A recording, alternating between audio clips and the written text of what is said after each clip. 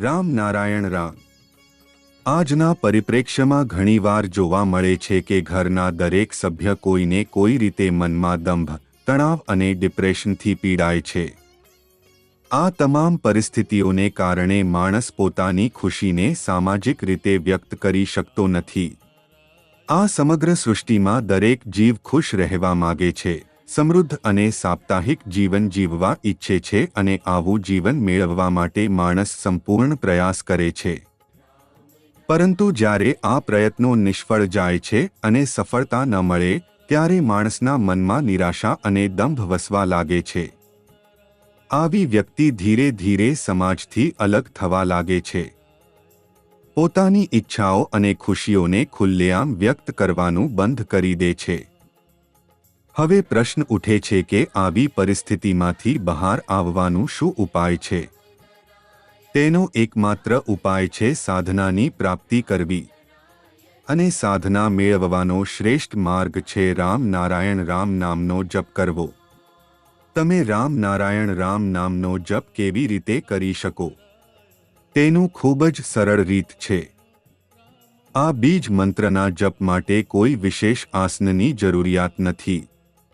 તમે તમારા રોજિંદા કામો કરતાં કરતાં પણ આ જપ કરી શકો છો, અથવા કોઈ શાંતિપૂર્ણ જગ્યાએ બેઠા બેઠા મનમાં જ પઠન કરી શકો છો, અથવા સત્સંગ દ્વારા પણ તમે રામ નારાયણ રામ નામ સાથે જોડાઈ શકો છો। આજના યુવા પેઢીમાં સહનશક્તિ ખૂબ જ ઓછી થઈ ગઈ છે। આજના યુવાનો ઓછા સમય અને મહેનતમાં વધુ સફળતા મેળવવા માંગે છે। જ્યારે એવું ન બને ત્યારે તેઓ ડિપ્રેશનમાં આવી જાય છે। એટલે આજે ખાસ કરીને યુવા પેઢીએ રામ નારાયણ રામ સાથે જરૂરથી જોડાવું જોઈએ, જેથી તેઓમાં ધૈર્ય અને સહનશક્તિ વિકસે। આજના સમયમાં ખૂબ જ જરૂરી છે કે આપણે આપણા વિવેકને ઓળખીએ, કારણ કે એ વિવેક આપણને જીવનમાં સુખ, શાંતિ અને સફળતાનો માર્ગ બતાવે છે। એ વિવેક આપણામાં વિચાર કરવાની આંતરિક શક્તિનો વિકાસ કરે છે, અને આ વિવેકનો જન્મ રામ નારાયણ રામ નામના જપથી થાય છે। જેમ જેમ આપણે આ બીજમંત્રનો જપ કરીએ છીએ તેમ તેમ આપણો આંતરિક વિવેક ઉગે છે। એટલે જો આજની યુવા પેઢી રામ નારાયણ રામ સાથે જોડાય છે, આ મંત્રનું સ્મરણ કરે છે, તો તેમના અંદર પણ આંતરિક વિવેકનો વિકાસ થશે। દરેક માતા પિતાનું ફરજ છે કે તેઓ બાળપણથી જ આ શિક્ષણ પોતાના બાળકોને આપે।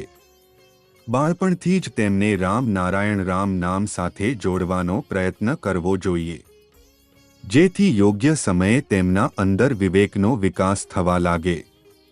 રામ નારાયણ રામ નામની સૌથી સુંદર વાત એ છે કે જ્યારે તમે તેનો જપ કરવાનું શરૂ કરો છો તો શરૂઆતમાં તમારે ધ્યાન રાખવું પડે છે કે મને જપ કરવો છે, પણ થોડા સમય પછી એ તમારા શ્વાસ સાથે જોડાઈ જાય છે।